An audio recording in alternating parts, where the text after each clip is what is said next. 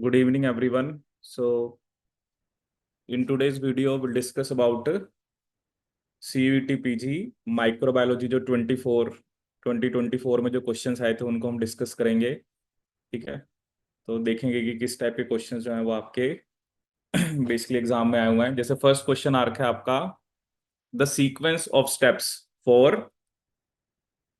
Live recombinant vaccine production is. ठीक है, तो इसमें आपको बताना है कि कौन कौन से स्टेप्स बेसिकली आपके हो सकते हैं for live recombinant vaccine production is. ठीक है, जैसे एक स्टेप आपको बता रखा है, putting the cells in the presence of inhibitor, transfection of newly created plasmid into previously infected host cells, formation of recombinant plasmid and expression of recombinant genes. ठीक है, अब देखो ऑब्वियसली क्या होता है ना, वैक्सीन प्रोडक्शन, इसमें ऑब्वियसली क्या हमारे पास एक वेक्टर होगा, वेक्टर के अंदर हम क्या डालेंगे, आपका जीन ऑफ इंटरेस्ट। ठीक है, क्योंकि वैक्सीन मतलब जैसे होते हैं ना, एक सब यूनिट वैक्सीन होती हैं। जैसे एक वैक्सीन होती है हेपेटाइटिस बी सरफेस एंटीजन। ठीक है, तो पहले आपको प्लाज्मिड, वो वेक्टर के अंदर पहले आपको जो भी रिकॉम्बिनेंट वैक्सीन बनवानी है, ठीक है, पहले वो वाली जीन डालनी पड़ेगी। ठीक है, क्योंकि ये डीएनए है, डीएनए से क्या बनेगा आपका एमआरएनए, और फिर उससे क्या बनेगा आपका प्रोटीन। ठीक है, तो सबसे पहले तो आपको प्लाज्मिड बनाना पड़ेगा। ठीक है, फिर आप उसको, जो न्यूली क्रिएटेड प्लाज्मिड है, न्यूली क्रिएटेड मतलब जिसके अंदर आपने जीन ऑफ इंटरेस्ट डाला है, फिर आप उसको सेल के अंदर डालोगे। ठीक है, फिर उसके बाद आप putting the cells in the presence of an inhibitor.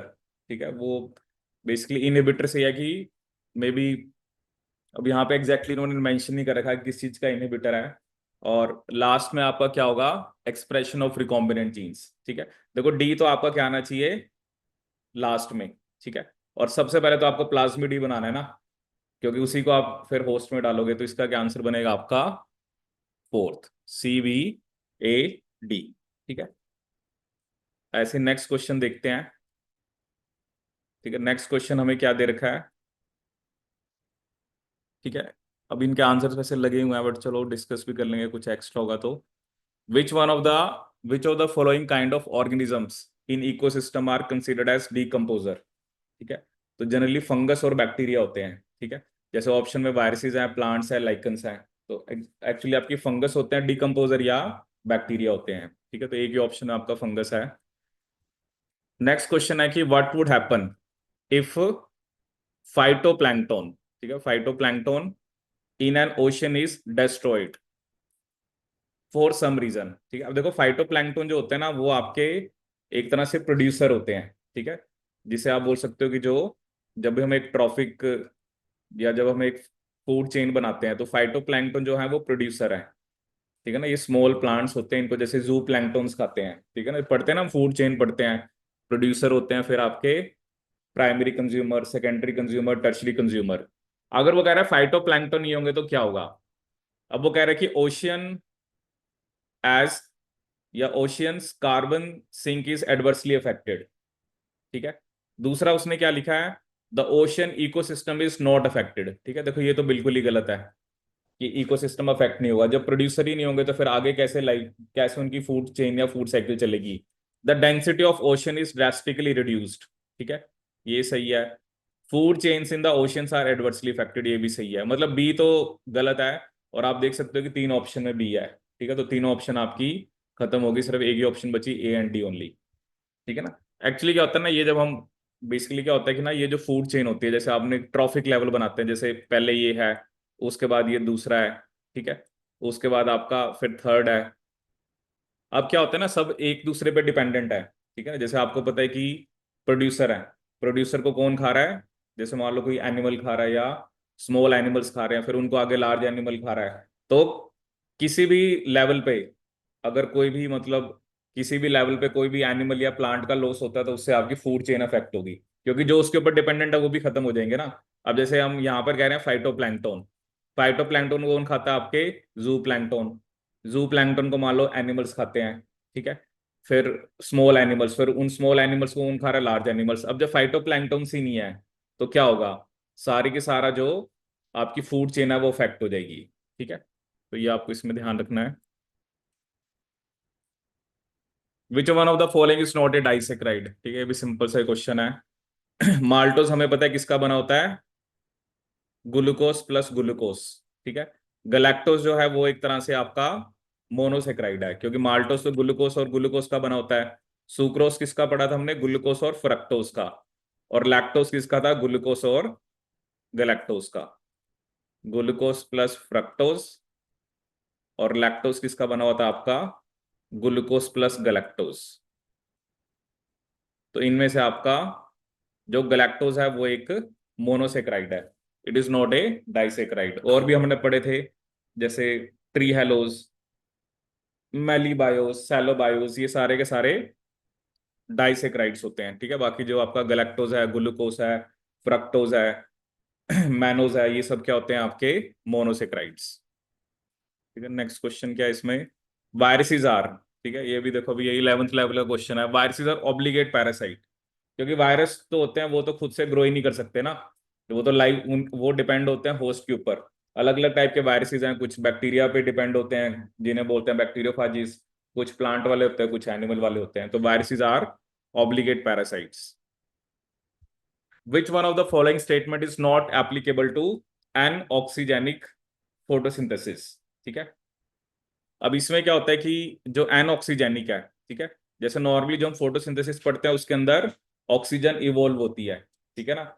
But ये जो स्पेसिफिकली हम यहाँ पर बात कर रहे हैं किसके बारे में, एन ऑक्सीजेनिक फोटोसिंथेसिस, ठीक है। तो इसमें आपने याद रखना है, दे does not involve oxygen evolution. Normally जो फोटोसिंथेसिस होता है उसमें वाटर जो होता है वो क्या होता है आपका, ऑक्सीजन जो होता है ना, वाटर जो होता है दैट इज द सोर्स जिसके फोटोलिसिस से ऑक्सीजन इवोल्व होती है, ठीक है। यहाँ पर जनरली क्या होता है ना, जैसे वाटर की जगह जैसे मान लो H2S है, ठीक है। जैसे आपको क्या होता है ना, आपको CO2 को बेसिकली हाइड्रोजन प्रोवाइड कराने हैं, क्योंकि हमें CO2 से क्या बनानी है, शुगर बनानी है। जो नॉर्मल क्या रिएक्शन होती है, 6 CO2 plus 12 water give rise to C6H12O6 plus 6 oxygen plus 6 water. ये हम रिएक्शन लिखते हैं ओवरऑल, ठीक है। अब इसमें क्या होता है ना कि ऑब्वियसली आपने जो CO2 है उसको हमें हमें वो कंपाउंड चाहिए जो CO2 को हाइड्रोजन प्रोवाइड करे, ठीक है ना। क्योंकि हमें तो क्या बनाना है, हमें तो ग्लूकोज बनाना है। अब जरूरी नहीं होता कि सभी के अंदर वाटर ही हो, ठीक है। कुछ ऐसे बैक्टीरिया होते हैं जिसके अंदर वो H2S को यूज करते हैं, और उस केस में फिर ऑक्सीजन नहीं इवोल्व होगी, उस केस में सल्फेट बनेगा या कुछ सल्फर का कंपाउंड बनेगा, ठीक है। तो ऑक्सीजन इवोल्यूशन नहीं होगी, there is no photolysis of water, ये भी आपका बेसिकली सही है। Purple and green sulphur bacteria होते हैं वो एनऑक्सीजेनिक फोटोट्रॉफ्स होते हैं। तो ये तीनों स्टेटमेंट सही हैं। और ये लिखा है कि एनऑक्सीजेनिक फोटोट्रॉफ्स ग्रो एरोबिकली, ये स्टेटमेंट गलत है, क्योंकि ये जो फोटोसिंथेसिस होता है ये एनारोबिकली होता है। कैसा होता है आपका, एनारोबिकली। ये भी अगर आप पढ़ोगे ना फोटोसिंथेसिस का चैप्टर 11th की बुक में, उसमें बता रखा है, ठीक है।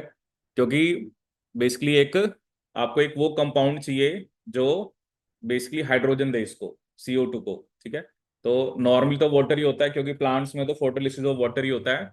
बट एनऑक्सीजेनिक का मतलब जिसके अंदर ये सब पॉइंट्स आपने याद रखना, एक ऑक्सीजन इवॉल्व नहीं होती, फोटोलिसिस ऑफ वाटर नहीं होता, और पर्पल और एक ग्रीन सल्फर बैक्टीरिया वो स्पेसिफिकली एन ऑक्सीजेनिक फोटोसिंथेसिस दिखाते हैं, ठीक है। और ये फोटोसिंथेसिस होता है एनारोबिक, तो इन्होंने क्या लिखा हुआ था, एरोबिक, इसलिए ये स्टेटमेंट क्या आपकी इनकरेक्ट है। नेक्स्ट क्वेश्चन है, which one of the following interactions plays an important role in protein folding, ठीक है। देखो वैसे तो अलग अलग टाइप के इंटरेक्शंस होती हैं, जैसे वंडरवॉल भी होती है, बट वो वीक इंटरेक्शन होती है। वंडरवॉल हो गया आपका, आपकी हाइड्रोफोबिक इंटरेक्शंस होगी, इलेक्ट्रोस्टैटिक इंटरेक्शन होगी। बट यहाँ पर जो ज्यादा प्रोमिनेंट लग रहा है वो डाइसल्फाइड बॉन्ड है, क्योंकि डाइसल्फाइड बॉन्ड जो होता है वो एक पेप्टाइड और अमाइड बॉन्ड तो एक ही बात है, क्योंकि वो तो अमीनो एसिड्स के बीच की लिंकेज की बात है, ठीक है। बट फोल्डिंग में किसका रोल यहाँ पर मेन आएगा, आपका डाइसल्फाइड बॉन्ड्स का, ठीक है। Which one of the following is a professional APC, APC is antigen presenting cell, ये हमने पढ़े थे MBD, मैक्रोफेज, बी सेल और डेंड्रिटिक सेल। ये तीन ही कौन से सेल्स होते हैं जो एंटीजन प्रेजेंटिंग सेल होते हैं, ठीक है। तो इसका क्या आंसर होगा आपका, macrophage. Moving to the next question, अब देखो ये एग्जाम में आ रखा है ये भी, फोटोसिंथेसिस, ठीक है, जिसमें उसने क्या पूछा आपसे, जी स्कीम। तो बेसिकली क्या होता है, अगर आपने पढ़ा हुआ है तो सबसे पहले जैसे फोटो सिस्टम 2 होता है, ठीक है, जहां पर फोटोलिसिस ऑफ वाटर होता है, वहां से इलेक्ट्रॉन्स जाते हैं, और फिर यहाँ पर बीच में आपका एटीपी बनता है, उसके बाद इलेक्ट्रॉन्स किसके पास जाते हैं, फोटो सिस्टम 1 के पास, और लास्ट में यहाँ पर एनएडीपीएच बनता है। This is your non cyclic photophosphorylation. ये हम किसकी बात कर रहे हैं, नॉन साइक्लिक फोटोफॉस्फोराइलेशन, ठीक है, ये किसकी बात हो रही है आपकी, नॉन साइक्लिक की। क्योंकि ये जो जी स्कीम की बात हो रही है ये नॉन साइक्लिक होता है, दो टाइप होता है, एक होता है साइक्लिक, होता है नॉन साइक्लिक। जैसे हम पढ़ते हैं कि नॉन साइक्लिक में एटीपी और एनएडीपीएच दोनों बनते हैं, बट जो साइक्लिक होता है उसमें सिर्फ एटीपी बनता है। तो बस आपसे पूछ रहे हैं कि आपको इनको अरेंज करना है। तो सबसे पहले तो इसमें क्या आएगा, फोटो सिस्टम 2। सबसे पहले हम फोटो सिस्टम 2 की बात करते हैं, that is through photo system 2 to uphill to the acceptor, ठीक है। उसके बाद बेसिकली क्या आएगा आपका, excitation of electrons and transfer to another acceptor, ठीक है। उसके बाद down to the ETS to photo system 1, और लास्ट में आपका down hill to NADP positive, reducing it to NADPH, मतलब एनएडीपीएच आपका लास्ट में बनना है, जो ये जी स्कीम होती है। तो अगर आपको ये भी पता है कि एनएडीपीएच लास्ट में बनना है, फिर आपके पास दो ऑप्शन है, ठीक है, ए। और स्टार्ट हमें बेसिकली किससे ही करना है आपका, बेसिकली फोटो सिस्टम 2 से, ठीक है ना। अब फोटो सिस्टम 2 जाते हैं बीच में, जैसे साइटोक्रोम B6F भी होता है, साइटोक्रोम क्या होता है, B6F, ठीक है। तो फोटो सिस्टम 2 से इलेक्ट्रॉन्स जाते हैं बीच में, फियोफाइटिन होता है, और यहाँ पर जैसे मैंने आपको बताया एटीपी बनता है, फिर फोटो सिस्टम 1 आता है, और फिर एनएडीपीएच आता है। तो इस हिसाब से क्या बनना चाहिए, सी के बाद आपका बी, बी के बाद आपका डी, और फिर ए, ठीक है। ये कौन सी फोटो फॉस्फोराइलेशन है आपकी, नॉन साइक्लिक फोटो फॉस्फोराइलेशन। इसमें एटीपी और एनएडीपीएच दोनों बनते हैं, ठीक है। और जनरली ये भी याद रखना, ये कहाँ पर होती है आपके, जो ग्रेनल थाइलाकोइड्स होते हैं, ग्रेनल मतलब जो स्टैग्ड होते हैं, ग्रेनल और जो स्टैग्ड वाले थाइलाकोइड्स होते हैं। अब ये भी देखो, ये भी जो क्वेश्चन है ये आपका 11th की एनसीईआरटी में जो फोटोसिंथेसिस चैप्टर है उस पर बेस्ड है, ठीक है। मतलब मल्टी, मैंने मैक्सिमम जो क्वेश्चन देखे हैं ना वो आपके एनसीईआरटी बेस्ड ही आ रखे हैं इसे, इस पेपर के अंदर ना, ठीक है। नेक्स्ट क्वेश्चन देखते हैं, dissimilatory nitrate reduction takes place under, ठीक है, ये भी आपको याद रखना है। डिसिमिलेटरी का मतलब होता है कि नाइट्रेट से अमोनिया बनाना, क्या बनाना, नाइट्रेट से अमोनिया, ठीक है, क्या बनाना आपको, नाइट्रेट से अमोनिया। तो नाइट्रेट से जो अमोनिया बनता है, so that is basically under strict anaerobic condition, ठीक है। तो इसका आंसर क्या होगा, स्ट्रिक्ट। बाकी सारे क्या होते हैं ना, जो एरोबिक, एरोफिलिक, माइक्रो एरोफिलिक का मतलब होता है कि ऑक्सीजन कम, बट उसमें भी ऑक्सीजन होगी। तो ये जो रिएक्शन होती है ये एनारोबिक कंडीशंस में होती है, ठीक है। ये भी जैसे आप याद रखना, जब नाइट्रोजन फिक्सेशन होता है ना उसमें हम क्या पढ़ते हैं कि एक तो नाइट्रोजन से अमोनिया बनाना होता है पहले, जो कि कौन बनवाता है, नाइट्रोजिनेज, ठीक है। यहां पर हम किसकी बात करते हैं, नाइट्रोजिनेज की, नाइट्रोजन से अमोनिया, ठीक है। फिर अमोनिया से क्या बनता है आपका, नाइट्राइट, अमोनिया से क्या बनता है आपका, नाइट्राइट। नाइट्राइट कौन बनवाता है आपका, Nitrosomonas and Nitrococcus, Nitrosomonas and Nitrococcus.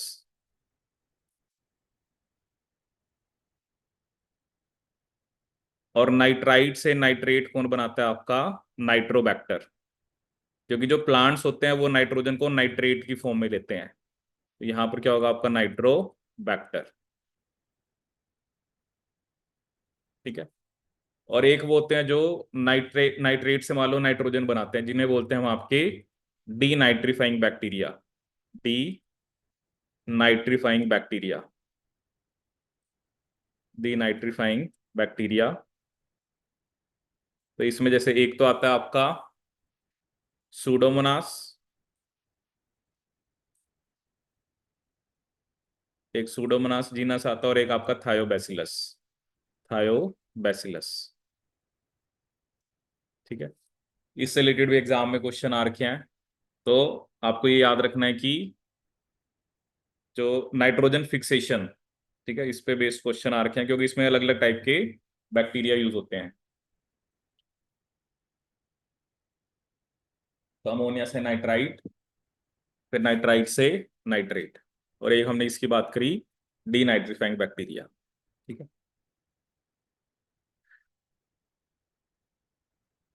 ऐसे अगर हम नेक्स्ट क्वेश्चन की बात करें, अब इसमें आपको मैच करना था, मैच द फॉलोइंग। ठीक है, जैसे इसमें आपको क्या दिया हुआ है, जैसे उस्टिलैगो, उस्टिलैगो जो होता है वो स्मट करता है, यूएस से याद रखना, यूएस। ए क्या करता है आपका, लू स्मट। पुक्सिनिया जो होते हैं ये रस्ट करती है। ठीक है, agrobacterium tumefaciens, crown gold disease. ठीक है, और Phytophthora infestans, blight of potato. ठीक है, तो इसमें ए का क्या बनेगा आपका 3, बी का 4, सी का 1 और डी का आपका 2। ठीक है,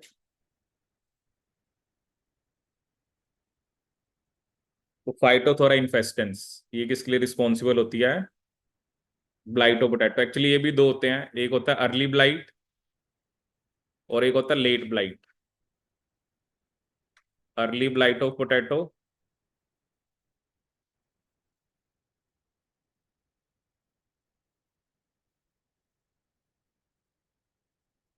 और एक होता है आपका late blight of potato.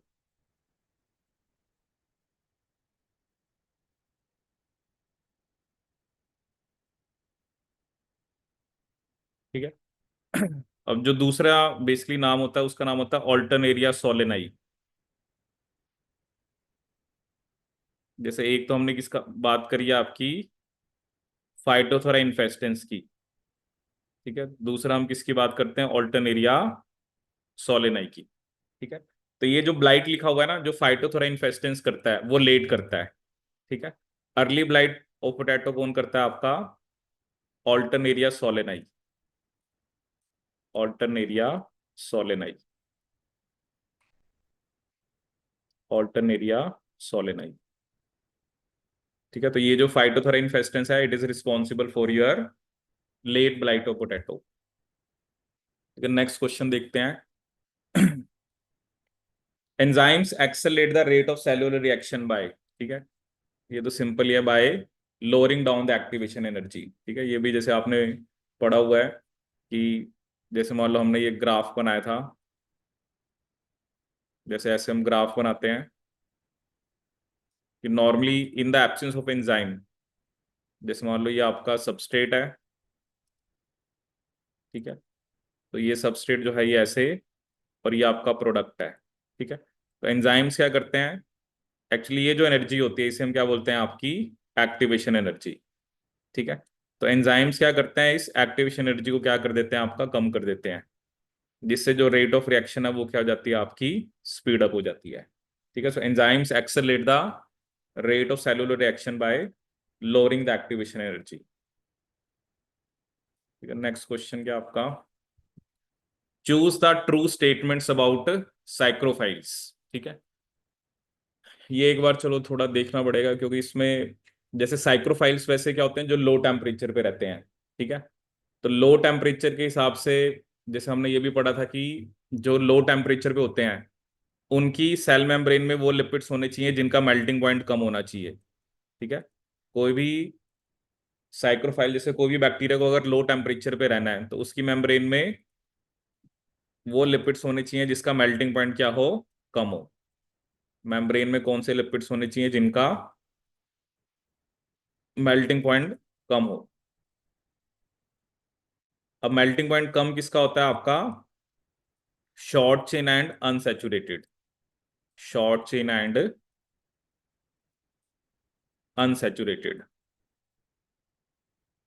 Short chain and unsaturated. ठीक है, अब इस हिसाब से ये स्टेटमेंट तो सही है, the cytoplasmic membranes have higher content of unsaturated.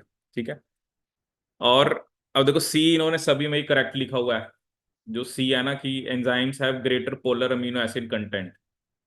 तो और they are transport proteins functions at low temperature. ठीक है, यही बन रहा है और तो वैसे कोई बन नहीं रहा, क्योंकि ये इसके बारे में हम कुछ कंक्लूड नहीं कर सकते अभी कि जो एंजाइम्स होते हैं उनके अंदर greater amount of beta sheet secondary structure होता है। ठीक है, तो इसमें फिर आपका करेक्ट जो है वो, क्योंकि ये बात तो पक्की है कि बी सही है, ठीक है, और डी भी सही है, और सी इन्होंने सारी ऑप्शंस में ही सही दिया हुआ है, क्योंकि ये दोनों का भी आपको देखना पड़ेगा कुछ डाटा है या नहीं है, कि जो साइक्रोफाइल्स के अंदर एंजाइम्स होते हैं उनके अंदर बीटा शीट ज्यादा होती है या उनके अंदर पोलर अमीनो एसिड कंटेंट ज्यादा होता है। बीटा शीट अगर ज्यादा है फिर तो उसके अंदर बेसिकली स्मॉल वाले अमीनो एसिड ज्यादा होंगे। जैसे ये हमने पढ़ा था कि जो बीटा शीट जो होते हैं उसको बनाने में मेनली रोल होता है ग्लाइसिन और एलेनिन का, क्योंकि जो बीटा शीट्स थी उसमें ग्लाइसिन एलेनिन ज्यादा होता है, और ग्लाइसिन और एलेनिन तो दोनों ही नॉन पोलर है, दोनों ही क्या आपके नॉन पोलर है, और ये स्मॉल भी है। ठीक है, तो बाकी तो ये दोनों ऑप्शन देख के तो हम यही कह सकते हैं, क्योंकि इसमें एसीडी भी है ना, वैसे तो ए सी डी, अब ए और सी में से तो एक ही होगा, क्योंकि बी और डी तो सही लग रहा है, तो इसका आंसर बेसिकली बी सी और डी बनना चाहिए।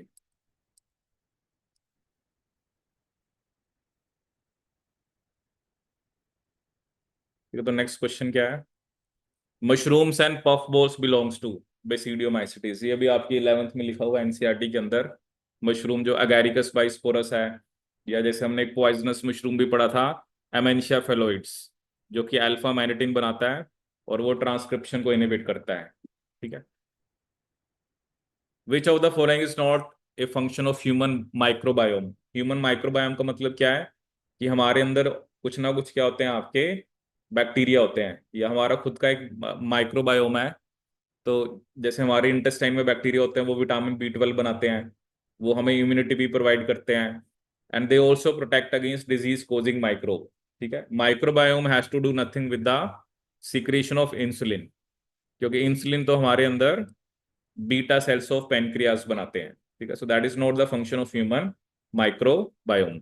एक्चुअली ह्यूमन माइक्रोबायोम में आप अलग अलग बैक्टीरिया के बारे में पढ़ते हो, जैसे हमारे बॉडी के अंदर डिफरेंट पार्ट्स में अलग अलग टाइप के बैक्टीरिया हैं। ठीक है, जैसे जैसे अब ये विटामिन बी 12 किसने बात करी, तो ये ई कोलाई का फंक्शन होता है। ई कोलाई हमारी स्मॉल इंटेस्टाइन में होता है, और वो विटामिन बी 12 बनाने में हेल्प करता है। ठीक है, क्योंकि नॉर्मली जो विटामिन बी 12 है वो आपको वैसे भी वेजिटेरियन सोर्सेज से नहीं मिलता है। ठीक है ना, विटामिन बी 12 जिसे हम क्या बोलते हैं आपका साइनोकोबालामीन। ठीक है, और विटामिन बी 12 की डेफिशिएंसी से क्या होता है?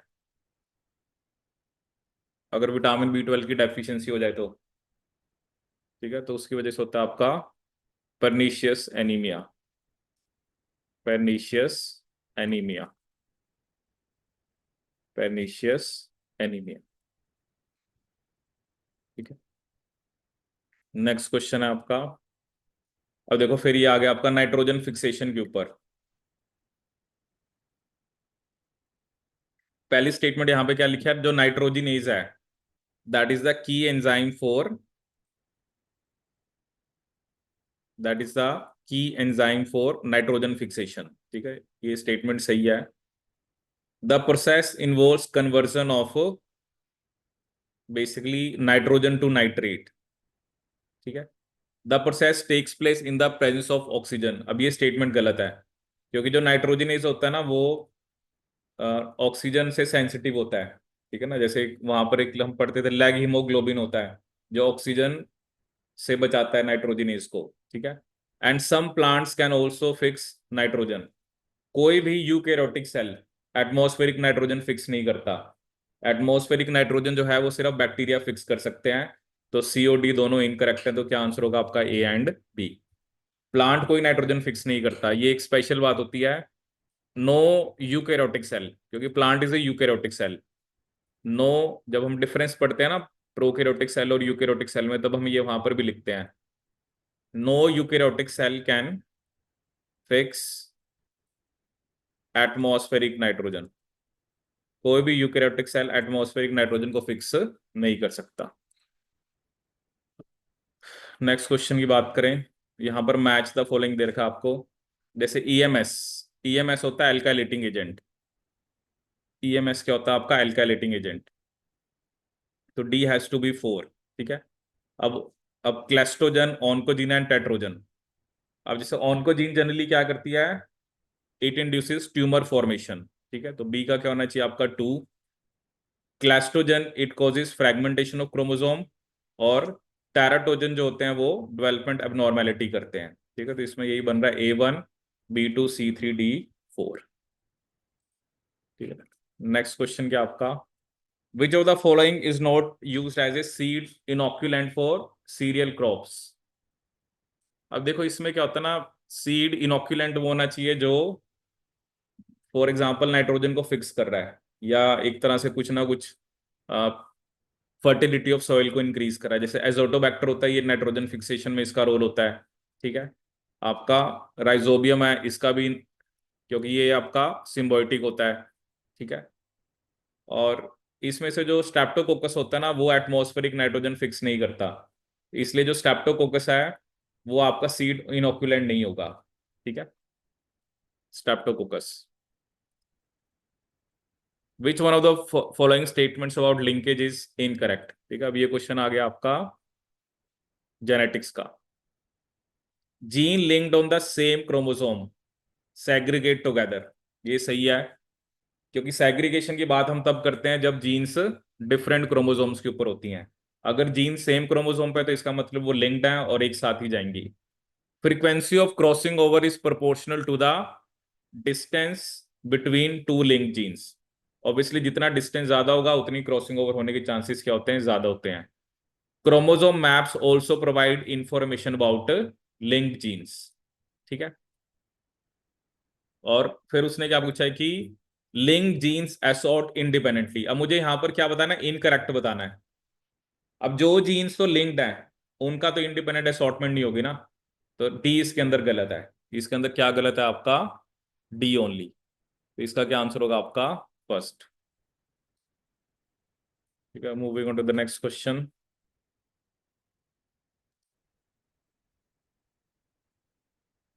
Which of the following statement is correct?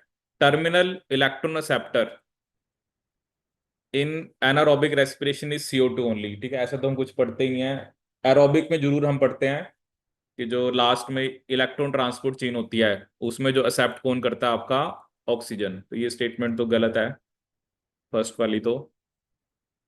Fermentation involves an internal inorganic electron acceptor. ठीक है, तो ऐसा भी कुछ नहीं हमने पढ़ा कि कुछ इंटरनल इनऑर्गेनिक इलेक्ट्रॉन एक्सेप्टर होता है। Aerobic respiration involves complete oxidation of sugars. ठीक है, ये स्टेटमेंट सही है, क्योंकि एरोबिक के अंदर क्या होता है आपका? कंप्लीट ऑक्सीडेशन होती है किसकी? शुगर्स की। और फोर्थ क्या लिखा हुआ है? The energy yield in anaerobic respiration and fermentation is same. ठीक है, तो ऐसा तो हम कुछ कह नहीं सकते ना कि, चलो फर्मेंटेशन भी एनारोबिक होता है, बट एनर्जी यील्ड जो है वो भी आप नहीं कह सकते कि सेम है। बट ये स्टेटमेंट ये सही लग रही है कि एरोबिक रेस्पिरेशन में पहले ग्लाइकोलिसिस होगा, फिर सिट्रिक एसिड साइकिल होगी, और फिर आपका इलेक्ट्रॉन ट्रांसपोर्ट चेन। ठीक है, नेक्स्ट क्वेश्चन देखते हैं। The species that invade the बेर एरिया, उसे हम क्या बोलते हैं? Pioneer species. जो स्पीशीज सबसे पहले आते हैं उसे हम बोलते हैं पाइनियर स्पीशीज। ठीक है। अब ये भी आपका जो इकोसिस्टम है, जो 12th की बुक में से, उसमें से आप थोड़ा पढ़ोगे तो जैसे अलग अलग टाइप का सक्सेशन होता है। जैसे एक होता है हाइड्रार्च। हाइड्रार्च का मतलब होता है कि जहां पर बिल्कुल वेट था, ठीक है, बिल्कुल हाइड्रिक। और हाइड्रिक से हमें किस तरफ जाना होता है? मेजिक की तरफ। हाइड्रिक से किस तरफ जाना होता है आपका? मेजिक। और एक होता है आपका जिरार्च। जिरार्च मतलब बिल्कुल ड्राई, जैरी कंडीशन। क्योंकि दोनों का ही मोटिव ये होता है कि हमें मैजिक की तरफ जाना है। मैजिक का मतलब होता है neither too dry nor too wet. ठीक है, तो जो स्पीशीज सबसे पहले आते हैं उसे हम क्या बोलते हैं? आपकी pioneer species.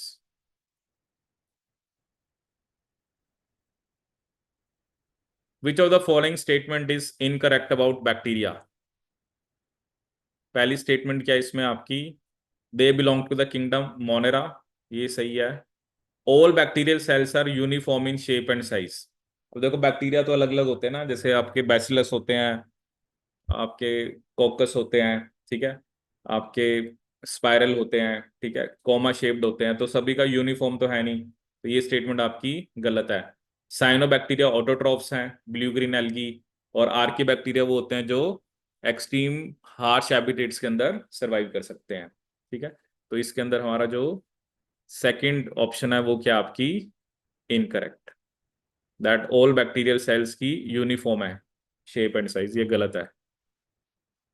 Next question, sodium डोडिसाइल sulphate, ये हम कहाँ पढ़ते हैं, एसडीएस पेज में, ठीक है, जो कि जिसमें हम सेपरेशन करते हैं किसके बेस पे, साइज के बेस पे, ठीक है ना। इलेक्ट्रोफोरेसिस हमने पढ़ा था, तो एक होता है साइज के बेस पे, एक होता है चार्ज के बेस पे, वो होता है आइसोइलेक्ट्रिक फॉक्सिंग। एसडीएस पेज में जो सेपरेशन होती है वो हम किस बेस पे करते हैं, आपके साइज के बेस पे। तो ये जो डिटर्जेंट होता है, ये जो बेसिकली एसडीएस होता है, एक एनायनिक डिटर्जेंट होता है, ये बेसिकली आपके प्रोटीन को नेगेटिव चार्ज देता है, और एक एसडीएस का जो मॉलिक्यूल है वो दो अमीनो एसिड के साथ बाइंड करता है। जैसे मान लो उसने कह दिया कि एक प्रोटीन है, उसके अंदर 100 अमीनो एसिड्स हैं, तो उसके लिए आपको 50 एसडीएस चाहिए, क्योंकि एक एसडीएस का मॉलिक्यूल जो है वो दो अमीनो एसिड के साथ बाइंड करता है, ठीक है। नेक्स्ट क्वेश्चन देखते हैं क्या है। द शाइंडेल गैनो सीक्वेंस, शाइंडेल गैनो सीक्वेंस हमने पढ़ा था, that is has a role in initiation of translation, ठीक है। जैसे प्रोकैरियोट्स के अंदर शाइंडेल सीक्वेंस होता है, लेकिन जो आपके यूकैरियोट्स होते हैं उनके अंदर होता है कोजेक सीक्वेंस। यूकैरियोट्स में क्या होता है आपका, कोजेक सीक्वेंस, क्योंकि ये शाइंडेल सीक्वेंस प्रोकैरियोट्स में ये गाइड करता है कि कौन से एयूजी से स्टार्ट करना है, क्योंकि एयूजी तो बहुत सारे होते हैं ना, शाइंडेल सीक्वेंस ये गाइड करता है कि कौन से एयूजी से ट्रांसलेशन जो है वो बेसिकली स्टार्ट करनी है, ठीक है। Moving to the next question. अब यहाँ पर भी देखो आपके पास एक लिस्ट है जिसमें आपको मैच करना है। तो जैसे एक है आपके लाइकन्स, ठीक है, तो लाइकन्स की जब हम बात करते हैं तो they are good pollution indicator. Lichen is a symbiotic relationship between fungus and algae, ठीक है, तो ए का होना चाहिए 3। विरियोइड्स क्या होते हैं आपके, basically they are free RNA lacking protein code, ठीक है। विरोइड्स का कंसेप्ट किसने दिया था, टीओ डाइनर ने, ठीक है। विरोइड्स का कंसेप्ट किसने दिया था, टीओ डाइनर ने। अब ये एनसीईआरटी में लिखा हुआ है आपका, और ये एक स्पेसिफिकली डिजीज करते हैं, potato spindle tuber disease, potato spindle tuber disease, ठीक है। तो B has to be your 4। Bacteriophage में क्या होता है आपका, basically protein coat called capsid protect nucleic acid, और माइकोप्लाज्मा जो है वो स्मॉलेस्ट प्रोकैरियोट्स है, और इनके अंदर सेल वॉल नहीं होती है, ठीक है। माइकोप्लाज्मा के बारे में आपने पढ़ा था, इन्हें हम पीपीएलओ बोलते हैं, pleuropneumonia like organism. They are the smallest prokaryotes, ठीक है। दे आर प्लियोमॉर्फिक, क्योंकि इनके अंदर सेल वॉल नहीं होती, इनको हम जोकर्स ऑफ माइक्रोबायोलॉजी बोलते हैं। अब they are basically resistant to penicillin, क्योंकि पेनिसिलिन जो होती है वो सेल वॉल पे एक्ट करती है, और इसमें तो सेल वॉल होती नहीं है, ठीक है। तो A has to be 3। B का क्या होना चाहिए आपका, B has to be your 4। A3 B4, तो ए की ऑप्शन बनेगी, दैट इज योर ऑप्शन 4, ठीक है। Next question.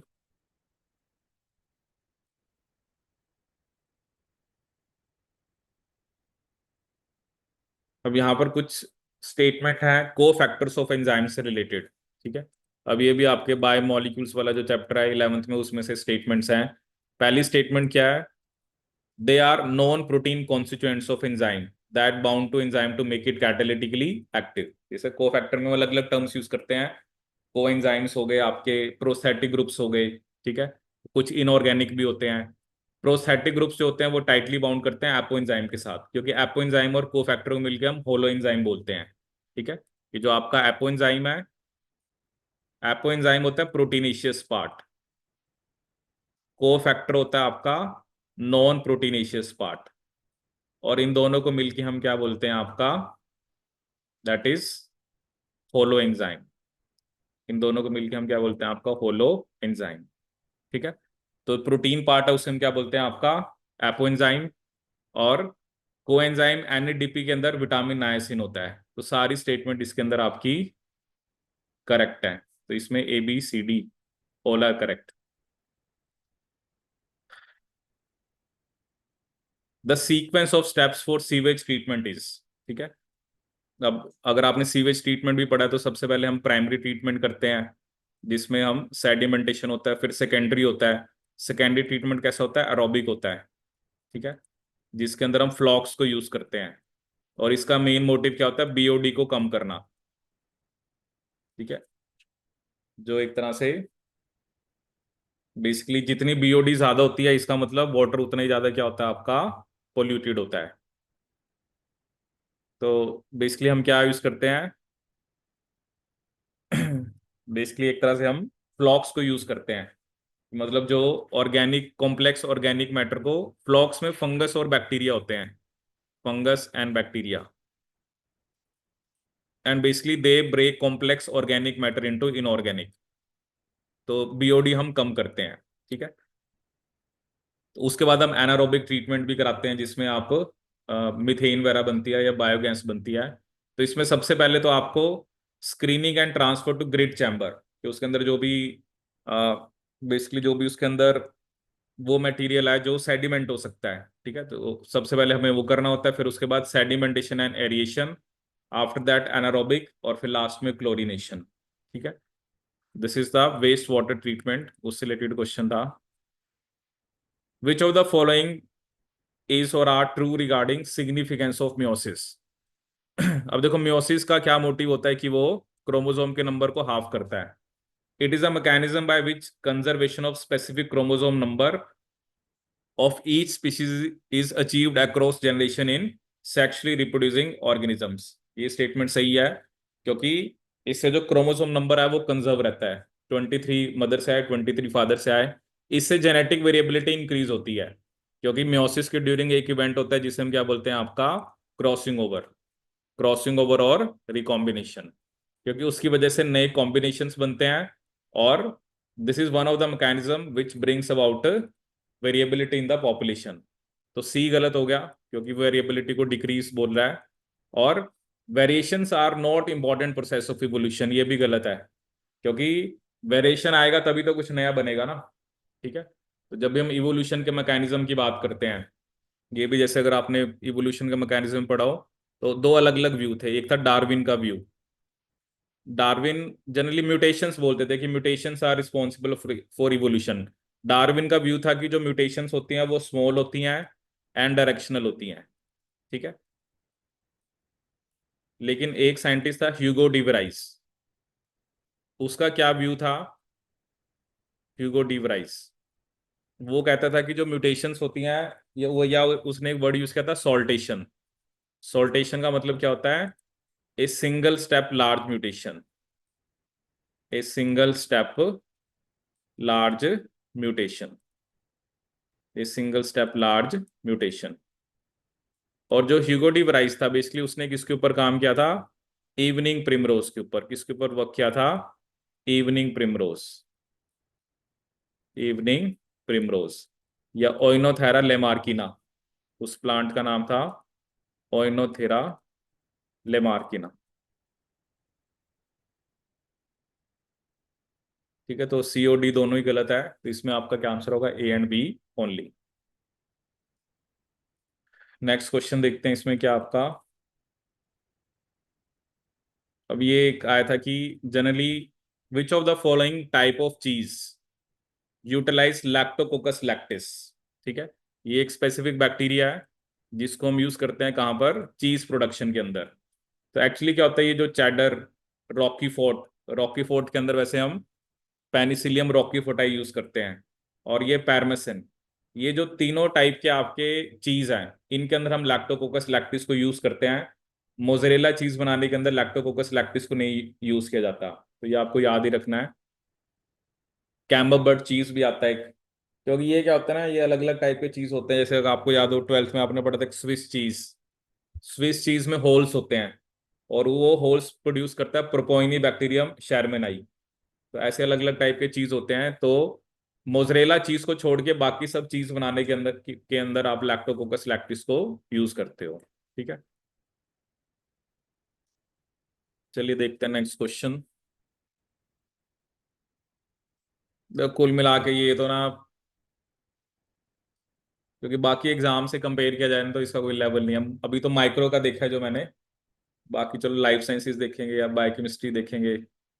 ये तो बहुत, मतलब जैसे अब ये क्वेश्चन है, थोड़ा आप ये कह सकते हो कि ये 12th लेवल पे नहीं होता।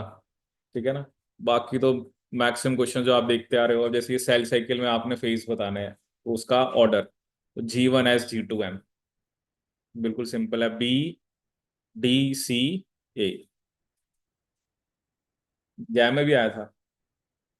मैं वही आपको कह रहा हूं ना, जो स्टैंडर्ड है ना वो, अगर आप कोविड से पहले वाले एग्जाम का स्टैंडर्ड देखोगे और अब का, मतलब फर्क ही बहुत है। एक्चुअली पहले यही होता था ना कि जिसने थोड़ा एक्स्ट्रा एडिशनल किया हुआ है, जिसने थोड़ा मतलब जैसे होता है ना कि कुछ एडिशनल चीजें होती हैं, अभी देखेंगे कोई क्वेश्चन वैसे आए तो फिर वो वही कर पाएगा। अब ये तो बिल्कुल सिंपल सा क्वेश्चन है। अब ये नंबर ऑफ बार बॉडी पूछा हुआ है। ठीक है, तो नंबर ऑफ बार बॉडी हमेशा क्या होता है, जितने एक्स होते हैं उसमें से वन को माइनस करना होता है बस। जैसे ये ऑब्वियसली क्लिन फिल्टर सिंड्रोम की बात कर रहा है, मेल जिसके अंदर एक एक्स क्रोमोसोम एक्स्ट्रा है, तो उसके अंदर एक बार बॉडी होगी।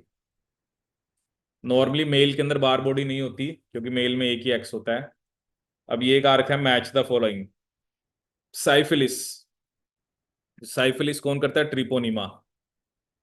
पेलिडियम, it is also a sexually transmitted disease. ठीक है। आपका जो काला जार है, that is Leishmania. Tuberculosis Mycobacterium, diphtheria कोराइनी bacterium.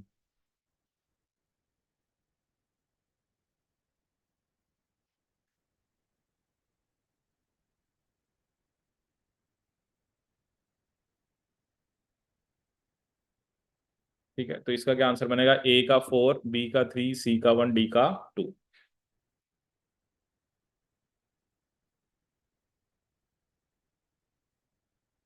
अब जैसे ये क्वेश्चन एक आ रखा है, psycho psycho psychrophilic algae responsible for imparting the red colouration to snowfields. ठीक है, तो इसका नाम होता है क्लामिडोमोनास निवेलिस।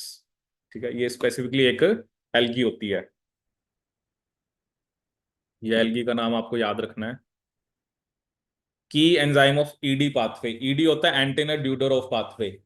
जैसे क्या होता है ना, ये एक हम पढ़ते हैं एमडन मेयर ऑफ पैरनेस पाथवे, जो ग्लाइकोलिसिस हमने पढ़ा था।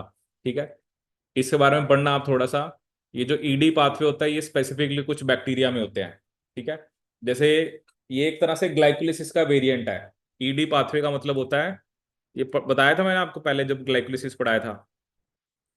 हम्म, सुना है ये पाथवे, एंटीना ड्यूडर ऑफ पाथवे, सुना है नहीं सुना है? हैं, ये पढ़ना है इसके बारे में ना। इसमें ये देखना कि ग्लाइकोलिसिस से कंपेयर करना, जैसे इसमें एटीपी कितने बनते हैं, इसमें एनएडीएच कितने बनते हैं। तो आप देखोगे ना थोड़ा सा ग्लाइकोलिसिस से डिफरेंट है ये। और इसके अंदर जो मेन एंजाइम होता है ना वो होता है आपका KDPG aldolase. This is a, like जैसे हमने एक पढ़ा था ना, ग्लाइओक्सिलेट साइकिल। ग्लाइओक्सिलेट साइकिल क्या थी, सिट्रिक एसिड साइकिल का वेरिएंट। ऐसे ही ये जो एंजाइम होता है ये एंटीना ड्यूडर ऑफ पाथवे होता है। एक तो आप देखना ये कौन से बैक्टीरिया दिखाते हैं, या कौन कौन से ऐसे माइक्रोब्स होते हैं जो ये पाथवे दिखाते हैं, and how this pathway is different from your glycolysis, जिसको हमने क्या बोला था, ईएमपी पाथवे। ठीक है, तो आपको साइकिल देख के पता लग जाएगा कि इस पाथवे में क्या होता है। अब जैसे ये क्वेश्चन आ रहे हैं ना, ये थोड़ा सा आप कह सकते हो कि उस लेवल के नहीं है जो 11th 12th के। अब जैसे अगला क्वेश्चन उसने यही दे दिया, अगर आप टीसीए साइकिल को कौन रिप्लेस करेगा अगर आप एसीटेट को ओनली कार्बन सोर्स दे रहे हो। देखो क्या होता है ना, एसीटेट मतलब एक तरह से आप फैटी एसिड दे रहे हो, एसिटाइल को ए। क्योंकि टी से साइकिल तो तब होती है जब जब आप ग्लूकोस, ग्लूकोज से पहले पायरुवेट बनेगा, फिर एसिटाइल को ए बनेगा। अब आप एसिटाइल को ए आपने ग्लूकोज तो दिया नहीं, तो ग्लूकोज की तरफ से तो एसिटाइल को ए आएगा नहीं। तो ये एक तरह से एक स्पेसिफिक साइकिल होता है ग्लाइओक्सिलेट साइकिल, ये हमने पढ़ी थी तब भी। It is A variant of citric acid cycle. और इस साइकिल की हेल्प से जो प्लांट्स हैं, बैक्टीरिया हैं, वो फैटी एसिड से ग्लूकोज बना सकते हैं। हमारे अंदर ग्लाइकोक्सिलेट साइकिल नहीं होती। ठीक है, ये प्लांट्स के अंदर होती है और कुछ बैक्टीरिया के अंदर होती है। क्रॉसिंग ओवर कौन सी स्टेज पे होती है? तो ये भी बड़ा सिंपल क्वेश्चन। पैकेटिन, जो प्रोफेज 1 के अंदर पैकेटिन स्टेज होती है, ये बढ़ते हैं ना, लैप्टोटीन, जाइगोटीन, पैकेटिन, डिप्लोटीन, डायकिनेसिस। लैप्टोटीन को हम बुके स्टेज बोलते हैं। फिर आपका उसके बाद आपका जाइगोटीन पे सिनेप्टोनिमल कॉम्प्लेक्स बनता है, पैकेटिन पे क्रॉसिंग ओवर होती है। फिर आपका डिप्लोटीन पे सिनेप्टोनिमल कॉम्प्लेक्स डिसअपियर हो जाता है, और there is formation of X shape structures called chiasmata. और डायकिनेसिस के अंदर टर्मिनलाइजेशन ऑफ कायस्मेटा। ये सब पढ़ा हुआ है हमने। अब जैसे ये क्वेश्चन आया था, अब ये था आपका। तो this is related to your pre initiation complex. जो मैंने आपको बताया था ना, यूकैरियोट्स के अंदर ट्रांसक्रिप्शन सबसे पहले लगता है TF2D, जिसका पार्ट होता है टाटा बाइंडिंग प्रोटीन। ठीक है, TBP binds to TATA box and TF2A binds DNA down stream of TATA box. सबसे पहले मैंने आपको बताया था, अगर आपको याद हो, सबसे पहले मैंने बताया था आपको TF2D लगता है। ठीक है, डी के मैं ऑर्डर लिख देता हूँ। डी के बाद आता है आपका ए के बाद आता है आपका बी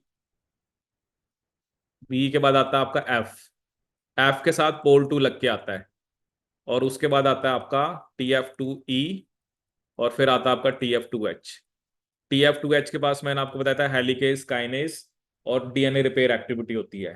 ठीक है, तो सबसे पहले तो यही लगेगा, क्योंकि ये जो TF2D होता है, इसका पार्ट होता है टाटा बाइंडिंग प्रोटीन। क्योंकि यहाँ पे टाटा बॉक्स होता है ना, जिसको बोला था हमने यूकेरियोट्स के अंदर Hogness box, TATA TAT, Hogness box.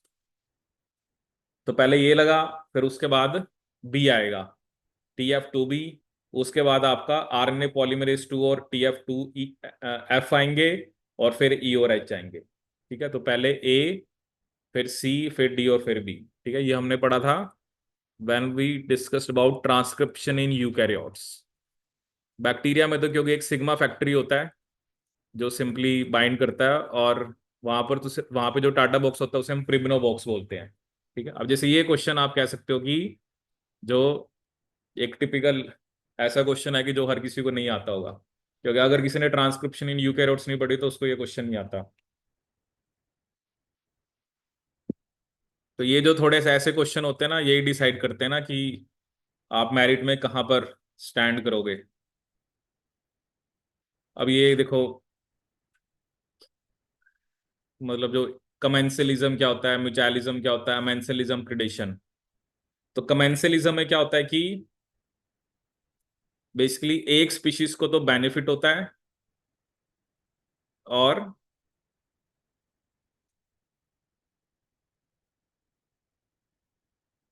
क्या लिखा है इसके अंदर, कमेंसलिज्म में क्या होता है, क्या लिखा है इसने, कमेंसलिज्म, म्यूचुअलिज्म, अमेंसलिज्म और प्रिडेशन। म्यूचुअलिज्म में तो दोनों को बेनिफिट होगा, when both the species are benefited.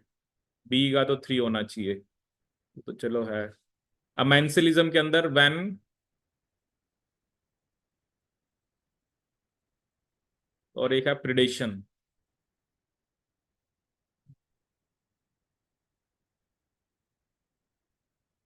Mutualism में दोनों को बेनिफिट होता है। ठीक है, अमेंसलिज्म में एक को तो कोई फर्क नहीं पड़ता, बट दूसरे को लॉस होता है। और कमेंसलिज्म में हम क्या लिखते हैं, +0। एक को बेनिफिट, एक को कोई इफेक्ट नहीं, तो क्या बनेगा?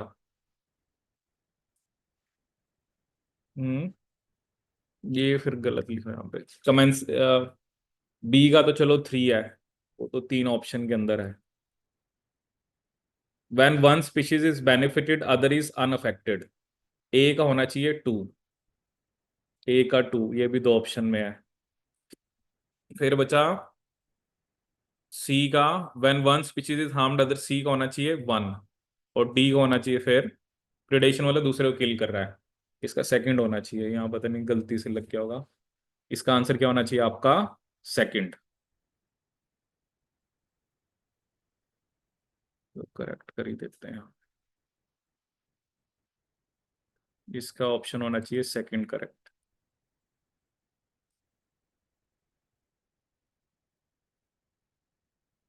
ठीक है, तो ये हो गया आपका 39 क्वेश्चन। 38, 39 क्या दे रखा है इसमें, वो पूछा हुआ है क्रोमोसोम की जो टाइप्स होती हैं, मेटा, एक्रो, सब मेटा, टीलो। मेटा में क्या होता है कि बिल्कुल सेंट्रोमियर मिडल में होता है और इक्वल आर्म्स होती है दोनों तरफ, तो एक होना चाहिए 2। ठीक है। सब मेटा के अंदर एक लॉन्ग आर्म होती है और एक शॉर्ट आर्म होती है, तो सी का होना चाहिए 3। और इसमें टीलो में तो टर्मिनल होता है, डी का होना चाहिए 1। तो ए का 2। एक मिनट, इसमें क्या क्या ऑप्शन है, ए का 2 होना चाहिए और डी का होना चाहिए 1। ए का 2, डी का 1, एक ही ऑप्शन में है बस। बी का क्या लिखा हुआ है इन्होंने,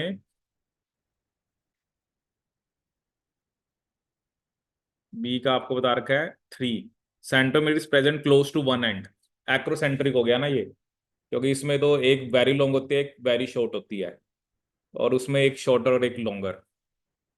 एक स्लाइटली अवे होता है और एक काफी अवे होता है।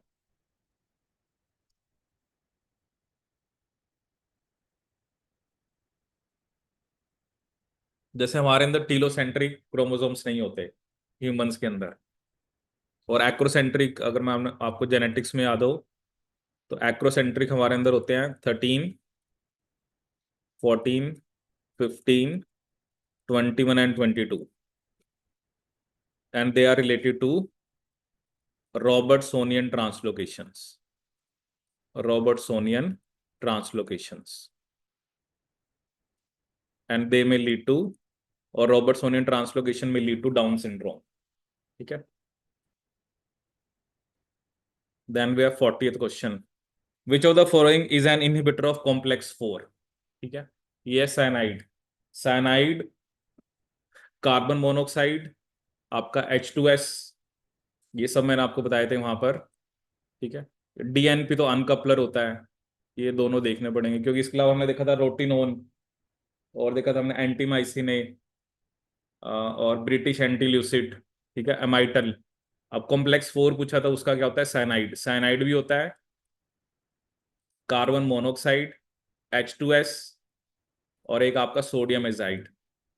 जैसे ये एग्जाम में क्वेश्चन भी आ जाए ना कि साइनाइड पॉइजनिंग किसको अफेक्ट करती है, तो उसका आंसर भी क्या होता है आपका, इलेक्ट्रॉन ट्रांसपोर्ट चेन। ठीक है। नेक्स्ट क्वेश्चन, प्लाक ऐसे हम किसके लिए करते हैं, फॉर वायरसेस, तो मतलब बैक्टीरियोफाजिस। जैसे बैक्टीरिया जो होते हैं वो कॉलोनीज बनाते हैं, लेकिन जो वायरसेस होते हैं वो प्लाक फॉर्मेशन करते हैं। When a mutational event leads to replacement of one codon to another codon,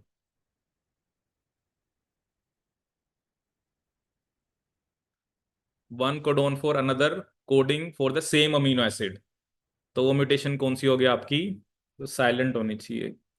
neutral क्यों लिखा हुआ है, silent.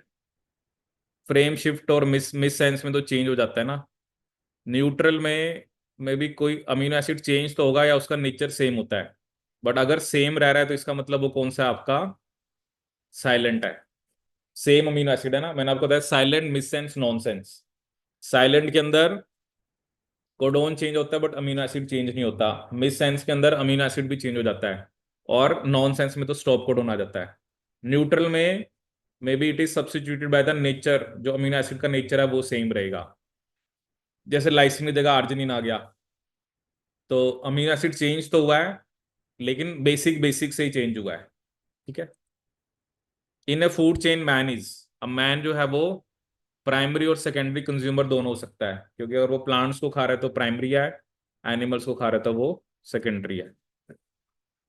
Which one of the following is true for cell membrane. Cell membrane mainly lipids की बनी होती है, बिल्कुल सही है।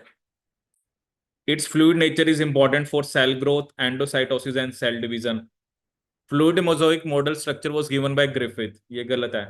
ग्रिफिथ ने तो ट्रांसफॉर्मिंग प्रिंसिपल किया था, ये तो किसने दिया था, सिंगर एंड निकोलसन ने। And it is one of the important function is to transport of molecule. क्योंकि मेम्ब्रेन के थ्रू ही सब कुछ अंदर बाहर जाना है। ठीक है, तो इसमें बस सी गलत है, ए बी डी आपका करेक्ट है। Who described micro organisms as wee एनिमला और animalcules in his letter to Royal Society of London? तो इसका आंसर आपका एंटनी वॉन ल्यूवेनहॉक। ठीक है, ये था ना, इसका एक और भी खास बात है, bye profession he was a cloth merchant, but he was the initial, one of the initials जिसने बेसिकली आपके लो पावर वाले माइक्रोस्कोप बनाए थे। ठीक है, तो ये भी एनिमल क्यूल्स का कंसेप्ट जो है, या जो माइक्रो ऑर्गेनिज्म किसने डिस्क्राइब करे थे, Antonie van Leeuwenhoek, and by profession he was a cloth merchant. ठीक है, अब ये प्रोटोजोन्स हैं, तो ये प्रोटोजोन्स की क्लासिफिकेशन से रिलेटेड बात कर रहा है। अब इसमें जैसे आपको पता है कि जो प्लाज्मोडियम है, अब ये 11वीं की बुक में लिखा हुआ है कि जो प्लाज्मोडियम्स हैं वो स्पोरोजोन्स होते हैं, क्योंकि प्लाज्मोडियम के जब आप लाइफ साइकिल पढ़ते हो तो वो अलग अलग टाइप के स्पोर बनाते हैं, स्पोरोजोइट, मीरोजोइट। तो डी का क्या होना चाहिए, 1। तो ये एक ही ऑप्शन में था, बट ये है कि चलो आप बाकियों का भी याद कर लो। जैसे ए, एंटीमीबा हिस्टोलाइटिका जो आता है वो किस में आता है, सार्कोडीना में। ठीक है, ट्राइपैनोसोमा किस में आता है आपका, मैस्टिगा फोरा। और जो पैरामीशियम है वो किस में आता है आपका, सीलोफोरा। इससे भी आप याद रख सकते थे, क्योंकि पैरामीशियम एक सिलेटेड प्रोटोजोन है, जो ट्राइपैनोसोम होता है वो फ्लैजिलेटेड होता है। ठीक है, अगर आप एनसीईआरटी में देखोगे ना तो वहां पर स्पोरोजोन्स तो लिखे हुए हैं, बट बाकी क्लासिफिकेशन में ये टर्म्स नहीं यूज कर रखी हैं। ठीक है, क्योंकि प्रोटोजोन्स की भी अपनी क्लासिफिकेशन है ना, क्योंकि ये किसके अंदर आते हैं, आपके प्रोटिस्टा के अंदर। That is all of them are your single celled eukaryotes. ठीक है, नेक्स्ट क्वेश्चन देखते हैं।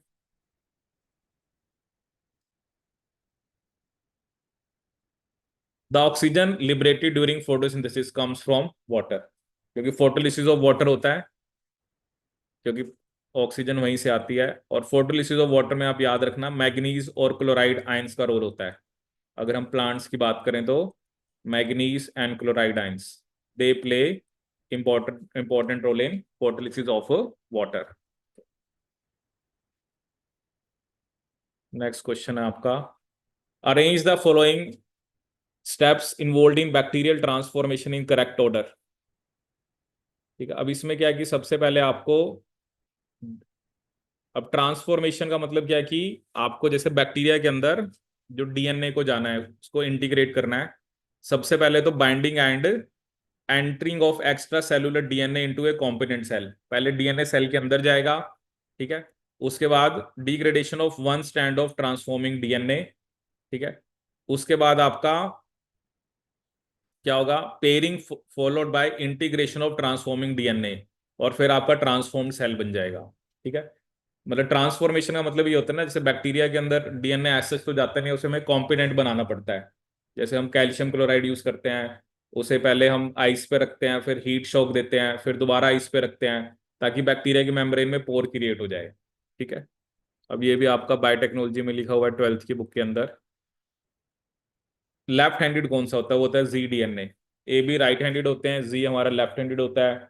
इसमें मैंने आपको बताया था ऑल्टरनेट प्यूरिन पिरिमिडिन, एक प्यूरिन है उसके बाद अगर एक पिरिमिडिन है तो वो किसको फेवर करता है, जी डीएनए फॉर्मेशन को। अब ये देखो, ये प्लस प्लस वन की बायोमोलिक्यूल में से जो टेबल उठा रखी है, ट्रिप्सिन ये एक एंजाइम है। Collagen is the most abundant protein in the animal world, it as well as it is intercellular ground substance. Insulin एक हार्मोन है। ग्लूट फोर ग्लूकोज का ट्रांसपोर्ट कराता है। ग्लूट फोर के बारे में मैंने आपको खास बात बताई थी, ये इंसुलिन के लेवल्स के अकॉर्डिंग ग्लूट फोर रिस्पॉन्ड करता है। तो ए का क्या होगा आपका 4, ए का ट्रिप्सिन, सॉरी, ए का 3, बी का 4, सी का 1, डी का 2। बिल्कुल वही टेबल है जो आप बायोमोलिक्यूल्स वाला चैप्टर खोलना है एनसीईआरटी की बुक में, 11वीं 12वीं वाले को भी देंगे ना, 90% क्वेश्चन तो वही कर देगा ये। तभी तो आपको मैं बार बार कहता था कि भाई, अब वही है ना, हर एक एग्जाम का अपना अपना लेवल है। अब आप देखो गैडवी का लेवल थोड़ा अलग दिखेगा आपको, जैम का अलग है। अब अगर मान लो पीयू का बायोटेक या माइक्रो का एंट्रेंस दोगे, उसका ऐसे क्वेश्चन इतने सिंपल तो नहीं आएंगे जैसे ये पेपर है ना, ये तो पता नहीं क्या किया हुआ इन्होंने। अब नेक्स्ट क्या लिखा हुआ है कि the genotypic and phenotypic ratio of F2 generation is the same. ये हम पढ़ते हैं इनकम्प्लीट डोमिनेंस में, 1:2:1। कैपिटल आर स्मॉल आर को कैपिटल आर स्मॉल आर से कराया था। एग्जाम्पल था आपका Snapdragon, dog flower, एंटीरिनियम species.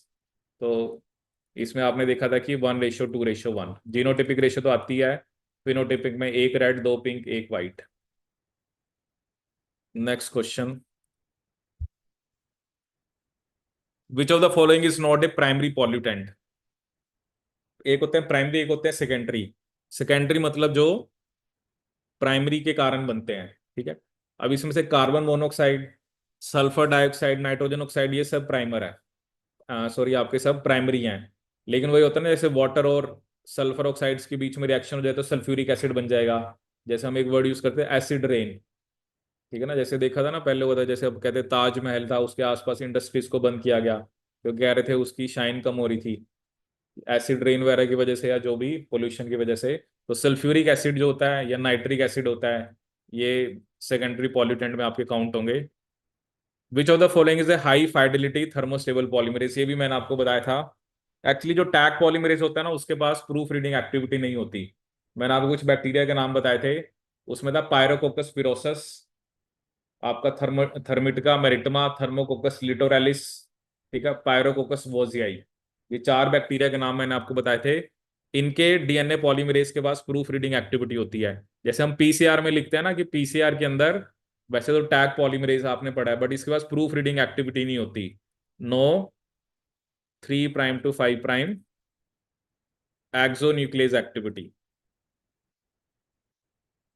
No 3' to 5' exonuclease activity, ठीक है। तो वो किसके पास होती है? एक तो हो गया आपका पायरोकोकस फ्यूरोसस,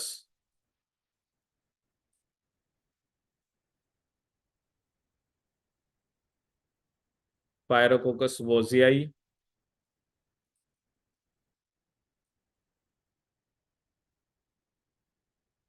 थर्मोकोकस लिटोरैलिस एंड थर्मिटिका मेरिटमा। थर्मोकोकस लिटोरैलिस एंड थर्मिटिका मेरिटमा।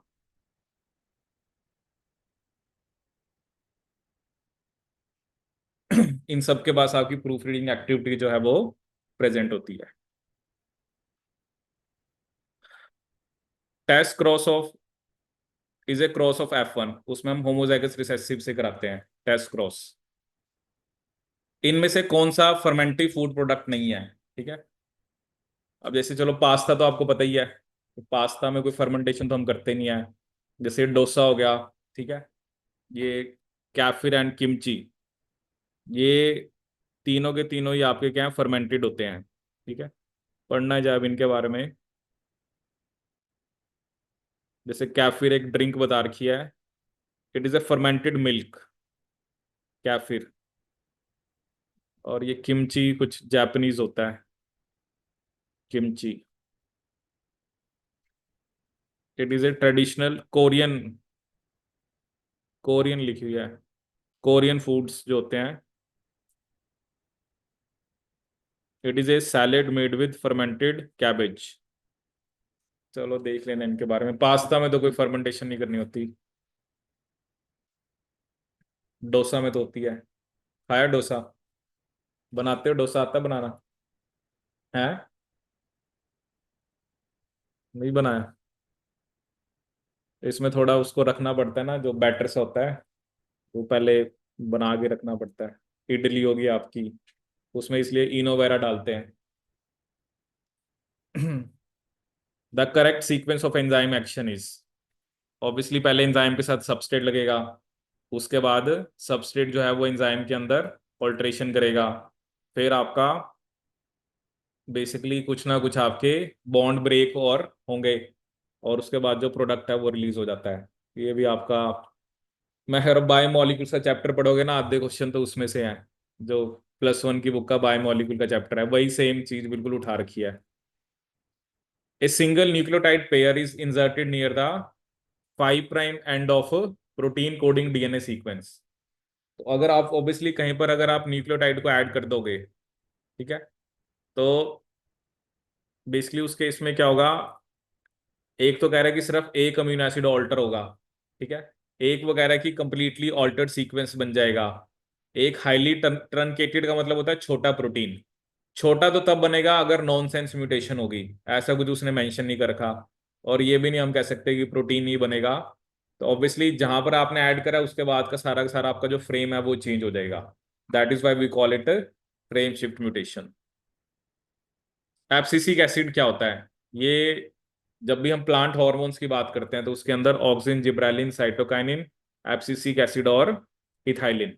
एब्सिसिक एसिड एक ग्रोथ इनहिबिटर है।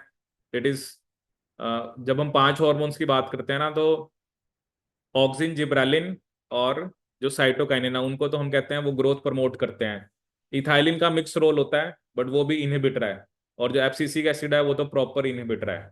ये स्ट्रेस हार्मोन भी होता है, क्योंकि स्ट्रेस जब भी प्लांट के ऊपर किसी टाइप का स्ट्रेस है, पानी की कमी होगी या कोई इंसेक्ट ने अटैक कर दिया, तो उस टाइम पे वो एब्सिसिक एसिड बनाता है। ये सीड जर्मिनेशन को इनहिबिट कराता है, ठीक है। और it plays an important role in seed development, maturation and dormancy. Seed development maturation में तो डोरमेंट तो मे भी उसको रख सकता है।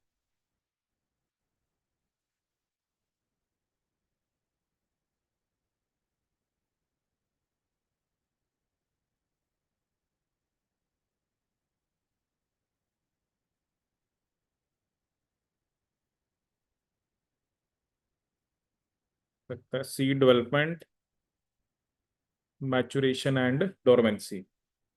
मतलब वही है कि अब इसने लिखा ना सिर्फ रोल उसमें प्ले करता है, ये नहीं लिखा कि उसको एक्टिवेटिंग या इनहिबिटरी है। क्योंकि एबीसी तो सही है बट इसमें ऑप्शन एबीसी भी है ना। डोरमेंट तो इसको रखता है क्योंकि जब कंडीशंस अनफेवरेबल होती है ना तो वो डोरमेंट स्टेट में चला जाता है, ठीक है। बाकी देख लेना इसमें डेवलपमेंट और मैच्योरेशन के बारे में। Wobble hypothesis refers to the less stringent base pairing specificity of the. अब वोबल हाइपोथेसिस के अंदर हमने क्या पढ़ा था कि जो एंटीकोडोन की फर्स्ट पोजीशन, ठीक है, जो एंटीकोडोन की फर्स्ट पोजीशन है, जैसे आपने ये टीआरएनए का मान लो स्ट्रक्चर बनाया, ठीक है, तो इसमें हमने किसकी बात करी थी? First position of anticodon. अब फर्स्ट पोजीशन ऑफ एंटीकोडोन जो होती है वो किसके साथ पेयर करती है? Third of third position of codon के साथ। इसमें मैंने आपको बताया था अगर तो सी और ए है, वो टीआरएनए सिर्फ एक ही कोडोन को रेकग्नाइज करता है। और यू और जी है तो वो दो कोडोन्स को करता है। और अगर आइनोसिनेट है तो वो तीन कोडोन्स को कर सकता है, ठीक है। तो इसके अंदर मतलब जो हम, अगर वोबल हाइपोथेसिस की अगर हम लेस स्टिंजेंट बेस पेयरिंग की बात कर रहे हैं तो इसमें आपका क्या आना चाहिए? 5' and base of the anticodon. क्योंकि जो 5' का मतलब क्या है कि जो फर्स्ट है एंटीकोडोन का,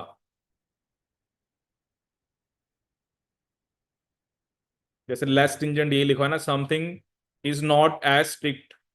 क्योंकि फर्स्ट पोजीशन ऑफ एंटीकोडोन ही होती है ना, वो बेसिकली डिसाइड करते हैं कि वो that is not something strict ना। जैसे मैंने आपको बताया कि अगर फर्स्ट पोजीशन पे सी और ए है तब तो बेस पेयरिंग स्पेसिफिक होती है, ठीक है। यू और जी है तो वो दो डिफरेंट बेसिस को रेकग्नाइज कर सकता है। और जो आइनोसिनेट है इसके बारे में बताया था मैंने, वो ए के साथ भी बाइंड कर सकता है, यू के साथ भी कर सकता है और सी के साथ भी कर सकता है। आइनोसिनेट जो होता है वो जी के साथ पेयर नहीं करता, ठीक है। तो एक टीआरएनए मैक्सिमम कितने कोडोन्स को रेकग्नाइज कर सकता है? आपके तीन कोडोन्स को। तो it has to be the 5' end of base of anticodon का मतलब है फर्स्ट बेस, ठीक है। अब 5' कोडोन का नहीं होगा। कोडोन का अगर होना चाहिए तो 3' होना चाहिए। अगर यहाँ पर अगर आंसर होता भी सी तो 3' एंड बेस ऑफ कोडोन आप लिख सकते हो, क्योंकि वही दोनों की पेयरिंग होती है। क्योंकि इसने थ्री भी एंटीकोडोन का लिख दिया और middle. First, it is the first base of first position of anticodon that decides कि वो टीआरएनए कितने कोडोन्स को रेकग्नाइज कर सकता है। ये हमने जब ट्रांसलेशन पढ़ी तब पढ़ा था। The resistance of bacterial endospore, ये भी हमने डिस्कस किया था। जैसे बैसिलस हो गया, क्लोस्ट्रीडियम हो गया, ये सब एंडोस्पोर बनाते हैं। एंडोस्पोर एक तरह से डोरमेंट फॉर्म है बैक्टीरिया की। और वो हीट रेजिस्टेंट किसकी वजह से होते हैं? कैल्शियम डिपिकोलिनिक एसिड और कैल्शियम डिपिकोलिनेट।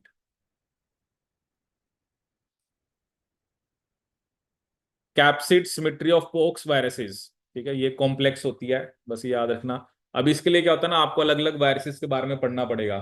जैसे वायरसेस के अंदर अलग अलग टाइप के कैप्सिड होते हैं, जैसे हेलिकल, आइकोसाहेड्रल। जैसे टोबैको मोज़ोइक वायरस आपके एनसीईआरटी में मेंशन्ड है कि उसके अंदर हेलिकल कैप्सिड होता है, ठीक है। ऐसे आप देखना अलग अलग वायरसेस, क्योंकि उनके अंदर जो कैप्सिड है, जो प्रोटीन है, उनकी अलग अलग टाइप की सिमेट्री होती है।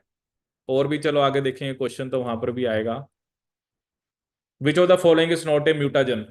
जितनी आयनाइजिंग रेडिएशन है, चाहे वो आपकी अल्ट्रावायलेट है, एक्सरे है, ईएमएस एल्काइलेटिंग एजेंट है, 5 ब्रोमोयूरेसिल आपका बेस एनालॉग है, ईडीटी है, इथाइलिन डायमंड टेट्राएसीटेट, ये तो एक कहाँ पढ़ते हैं इसको, चिलेटिंग एजेंट होता है। It is not a mutagen. Coordination compounds में आप ईडीटी पढ़ते हो। पिरामिड ऑफ एनर्जी हमेशा अपराइट होता है, एनर्जी कभी भी लो टू हाई की तरफ नहीं जाती। थिन लेयर क्रोमेटोग्राफी, ये भी जब हमने क्रोमेटोग्राफी पढ़ी थी, तो कोई भी क्रोमेटोग्राफी जनरली होती है उसमें दो फेज होते हैं, एक मोबाइल होता है, एक स्टेशनरी होता है।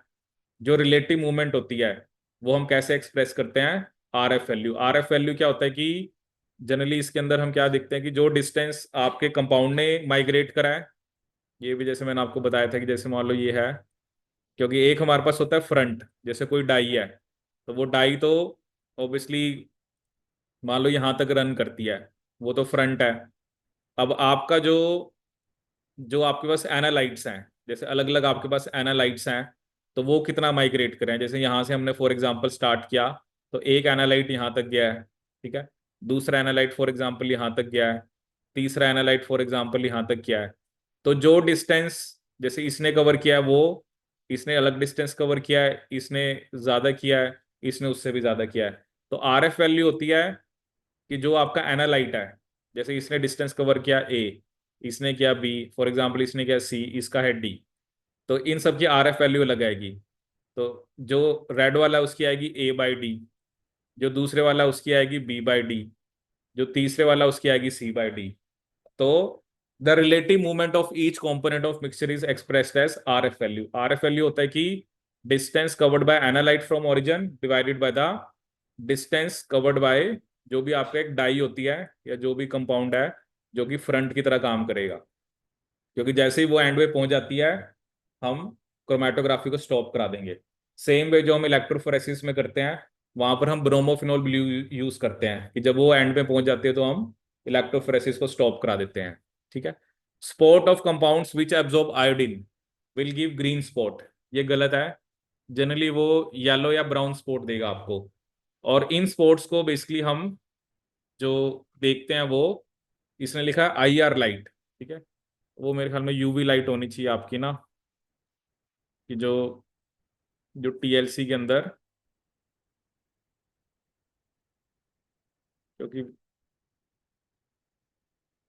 आई आर तो नहीं यूज करते, अल्ट्रावायलेट लाइट यूज करते हैं हम, ठीक है। तो सीओडी दोनों गलत है, इसलिए इसका ए और बी क्या आपका करेक्ट है। Which of the following is not an abiotic. Abiotic मतलब नॉन लिविंग।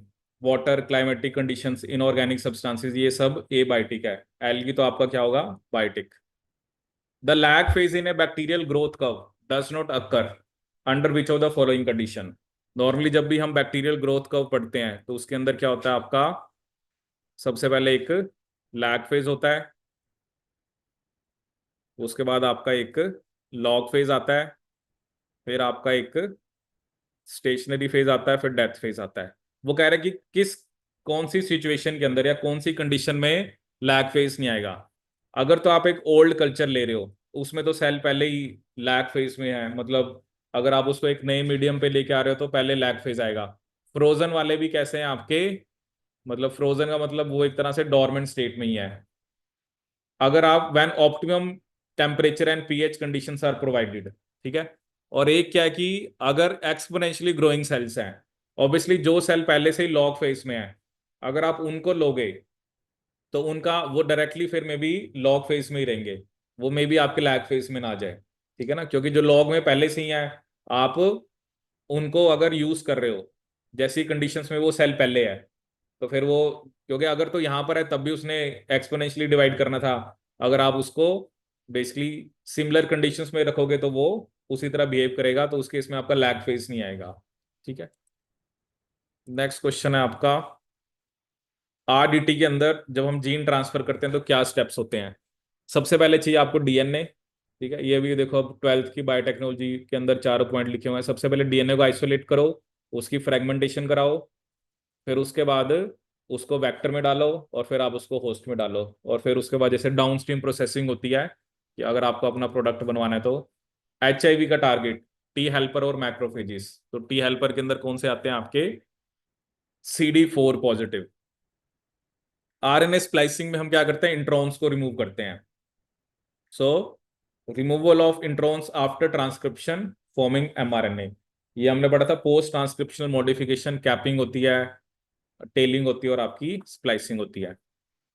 अगर आपने डीएनए जो इलेक्ट्रोफोरेसिस करते हैं उसे बोलते हैं एग्रोचैली इलेक्ट्रोफोरेसिस, और वो होता है हॉरिजॉन्टल। लेकिन जब आप प्रोटीन्स को सेपरेट करते हो तो उसके लिए आप एसडीएस पेज करते हो, वो वर्टिकल होता है। जीयूजी जो है, ये भी मैंने आपको लिखवा रखा है, जीयूजी वैसे वैलिन बनाता है, लेकिन कुछ ई कोलाई के अंदर वो इनिशिएशन कोडोन की तरह काम करता है इन कोड्स फॉर मिथ्योनिन। टेट्रासाइक्लिन क्या है, टेट्रासाइक्लिन इज ए, ये तो एंटीबायोटिक है ना, ये तो सेकेंडरी मेटाबोलाइट होना चाहिए। Tetracycline is a secondary metabolite, antibiotic है ना ये एक। जनरली जैसे पेनिसिलियम पेनिसिलिन बनाता है तो वो जनरली स्टेशनरी फेज में बनाता है। ये पढ़ा था हमने कि प्राइमरी और सेकेंडरी मेटाबोलाइट्स, प्राइमरी मेटाबोलाइट्स होते हैं जो ग्रोथ से लिंक होते हैं, जिसमें अमीनो एसिड्स हो गए, कार्बोहाइड्रेट्स हो गए, और secondary metabolites which are not linked with growth. अब यहाँ पे मैच एलील्स क्या होती हैं, टू और more alternative forms of gene, a has to be three, trait, inherited character, gene a particular segment of DNA responsible for inheritance, recessive वो allele होती है जो डोमिनेंट की प्रेजेंस में एक्सप्रेस नहीं करती। रिसेसिव तभी एक्सप्रेस करेगी जब दोनों होमोजाइगस होंगे। एक कलर ब्लाइंड पर्सन जो होता है that can not differentiate between red and green, क्योंकि यहाँ पर बेसिकली इसका रीजन ये होता है ना, उनके अंदर जो कॉन सेल्स हैं उसमें प्रॉब्लम होती है। ठीक है ना, क्योंकि हमारे जो 3 प्राइमरी कलर्स हैं उसके पीछे क्या रीजन है, उसके पीछे रीजन है आपका जो that is due to the nature of आई।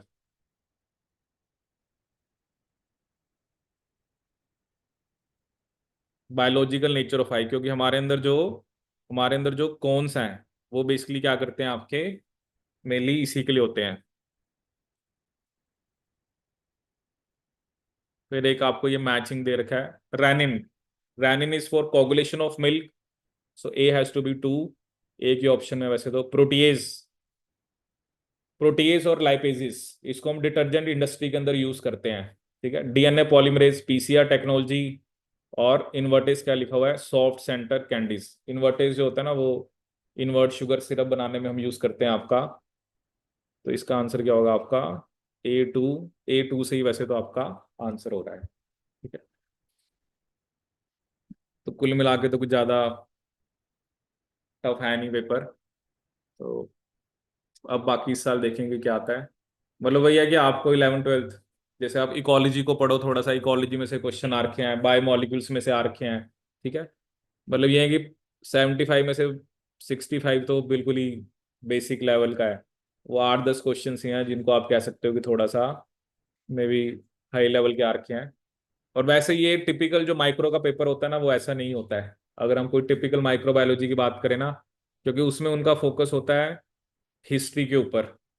उसके अंदर वो पूछते हैं आपसे वायरसेस की क्लासिफिकेशन, किसका जीनोम कैसा होता है, बैक्टीरिया कैसे होते हैं, फंगस की क्लासिफिकेशन होगी आपकी, प्रोटोजोन्स की क्लासिफिकेशन होगी, फिर माइक्रोस्कोपी पे क्वेश्चन पूछते हैं, और फिर क्या होता है कि जो स्टरलाइजेशन क्या होती है, ये माइक्रोबायोलॉजी का वैसे कोर पार्ट होता है। बट दिस पेपर इज, मतलब ऐसे नहीं है ना कि माइक्रो वाला ही दे, कोई भी दे सकता है, ये तो बड़ा ही बेसिक सा पेपर है, क्योंकि इसके अंदर ऐसा कुछ नहीं है कि कोर माइक्रो पूछी हुई है आपसे ना। ठीक है, तो with this we complete this session. ठीक है, फिर नेक्स्ट टाइम हम इसका 23 वाला पेपर जो है उसको डिस्कस करेंगे।